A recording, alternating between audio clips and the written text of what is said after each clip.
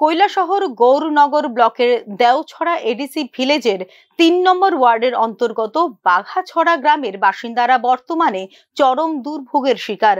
প্রবল বর্ষণে পাহাড় ধসে গ্রামের একমাত্র ইট সোলিং রাস্তাটি সম্পূর্ণভাবে চলাচলের অযোগ্য হয়ে পড়েছে। অন্যদিকে পাশ দিয়ে প্রবাহিত বাঘাছড়ার অতিরিক্ত জলের চাপে ভেঙে পড়েছে রাস্তার একাংশ।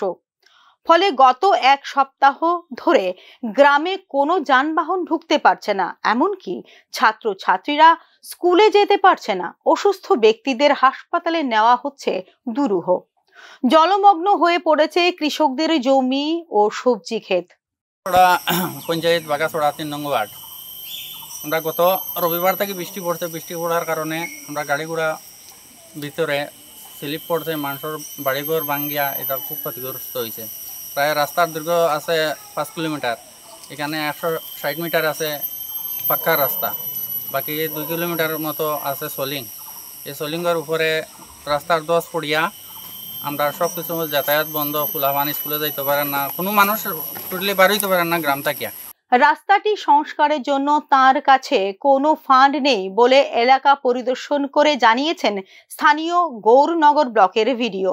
তাই নিরুপায় হয়ে নিজেরাই অস্থায়ীভাবে রাস্তা মেরামতের কাজ করছেন বলে জানিয়েছেন গ্রামবাসীরা। ভিডিও স্যার আইছে, গতকালকে আইছে, আইয়া তাই না ভিজিট করিয়া গেছে, তাই না কইতাছে আমার কাছে তো কোনো ফান্ড নাই, তারা যদি আমরা ফান্ড দেয় না তাইলে আমরা কীরকম কাজ করবো। আমরা চাইতাছি আমরা রাস্তাটা দ্রুত তাড়াতাড়ি করার লাগে। তো এই যে ইট সোলিং রাস্তাটা কত কিলোমিটার হইব? ইট সোলিং রাস্তা 1.5 কিলোমিটার ইট সোলিং রাস্তা আছে। তো আপনাদের গ্রামের এই রাস্তা ছাড়া কি কোনো রাস্তা আছে? না, বিকল্প কোনো রাস্তা নাই। এই রাস্তার উপর কতটা ফ্যামিলি নির্ভর? এখানে প্রায় 70 পরিবারের মতো আছে। তো কতদিন ধরে এই রাস্তার অবস্থা এমন? এই রাস্তার অবস্থা তো আগে তো আসলোই, মোটামুটি একটা চলাফেরা করা যাইতো। এই গত রবিবারের বৃষ্টি থাকিয়া আমরা টোটালি যাতায়াত করতে পারতেছি না। প্রায় সপ্তাহ খানেক ধরে চলাচলের একমাত্র রাস্তাটি বিপর্যস্ত হয়ে থাকা সত্ত্বেও স্থানীয় রাজনৈতিক নেতৃত্বের নীরব ভূমিকা নিয়ে তীব্র ক্ষোভ প্রকাশ করেছেন বাঘাছড়ার বাসিন্দারা।